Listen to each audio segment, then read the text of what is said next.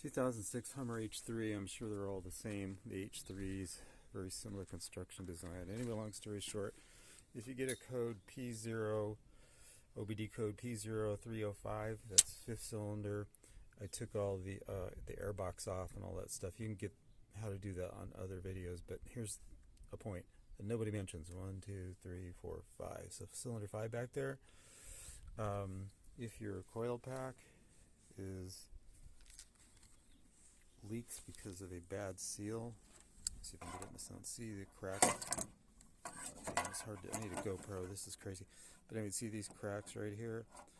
So what happens on the Hummer H3s, if these seals, the seal on the coil pack is cracked or not seated properly in the cylinder, and there's a lip right around here.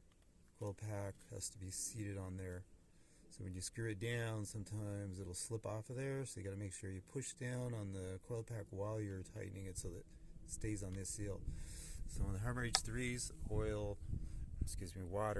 leaks, runs down the engine, and I even think it comes down from the top because there's a little bit of staining here. Sits around here, accumulates in here, especially during a storm. It could blow up off the sides and all that. Since the engine is tilted slightly downward this way, water accumulates in here. So if this seal is not tight, it's going to leak in there. So you get water in the cylinder. So anyway, what I did was real simple. You get a syringe like this. I have a smaller one too in the house, but I'll go get it. Stick it down in there, suck the water out. I did that. I got 10 milliliters, 10 cc's of water in there, if you can believe that. And so then what I'm going to do next is I take a clean microfiber cloth from Costco. I like the Costco ones. They're super high quality. 17 bucks for about 36 of them. I'm going to get a screwdriver. They don't leave lint and particles. That's what I like about it. So I'm going to stick it in there, do this 4 or 5 times, and just let that water be sucked up before I take the plug out to inspect the spark plug. So I'm just, getting that water around the perimeter, letting it suck up in there. I might get a hair dryer or just let it air dry, but I don't like letting it sit too long because dirt and stuff can get in there. It's a windy day. Hair dryer might work, so I'm pulling it out. Let's see what I got here. Oh yeah, that's wet. That's really wet. So let's do it again. Push on the other side. Do some circles all the way down. Push it down. Be gentle. You don't want to scratch anything with the screwdriver. You don't want to perforate the rag. Anyway, just push it in there. I'm going to leave it in there. You got the point. So anyway, P0305, fifth cylinder, misfire. 1, 2, 3, 4, 5. Back in there. While you're in there, you might want to tighten down the head bolts wherever you find them, if you can reach them. I alternate. I go 1, 2, 3, 4, so that I get a nice straight a seat on it, if you will. So anyway, that's about it. I'm going to let this, take it in the house and do an air dry. Oh, one more thing. So this is the coil pack that sits down in the cylinder like that.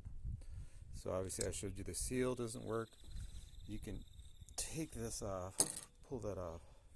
I think it's got a thread. You slightly turn it and pull it. And inside of here, it was rusty. So I took a piece of drywall sandpaper 200 grit, crumbled it up, and then I stuck a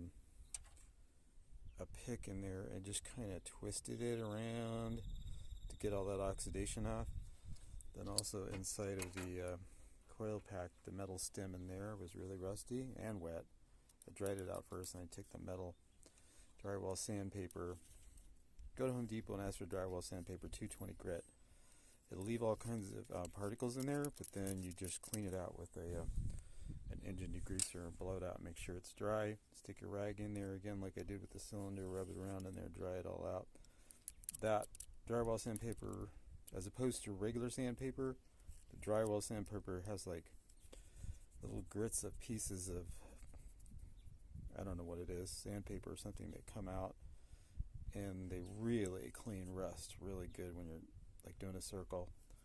Just a little tip. So I did it in both of them. Now they look squeaky clean. Here, I'll show you. It was rustier than hell before. No wonder it's misfiring. Plus it had 1/8 of an ounce of water in that cylinder. So in my case here, these cracks are so bad, and that's a critical cylinder with the way the engine tilts, I go get a new one. Like they're $120. It pays to get good ones. Don't go cheap on these. My mechanic was telling me that a certain brand sold by a certain auto parts store, I think it was Duralast at AutoZone, he said he's had them, put them in, and then they're defective in 2024, year 2024. So that's pretty much it. If you have any questions, you can email me or text me on this, message me. Thanks.